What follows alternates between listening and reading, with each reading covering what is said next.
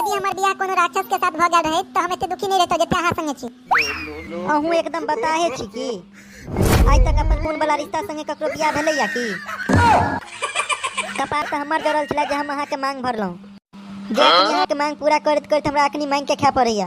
सुनू, जब हम कुमार छलो त अहाँ हमरा कुत्ता जका पीछे पड़ल छलो, हम नहीं पड़ल छलो। कुत्ता जका पड़ल छलो त हमरा रोटी किया देलौं जे अखनी ई हाल या? हे अहाँ सबके ई वीडियो नीक लागल हुआ त चैनल के लाइक और सब्सक्राइब जरूर कर लेब। हे अहाँ चौबनिया मुस्कानी दियो, अहूँ के कह रहल छी सब्सक्राइब कर लिए चैनल के। यदि हमर बियाह कोनो राक्षस के साथ भ गेल रहे त हम एते दुखी नहीं रहतो जते अहाँ संगे छी।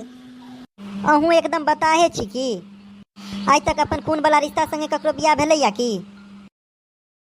कपार त हमर जरल छला जे हम अहाँ के मांग भरलौं, जे अखनी अहाँ के मांग पूरा करत करत हमरा अखनी मांग के खाय पड़ैया। सुनू, जब हम कुमार छलो त अहाँ हमरा कुत्ता जका पीछे पड़ल छलो, हम नहीं पड़ल छलो। कुत्ता जका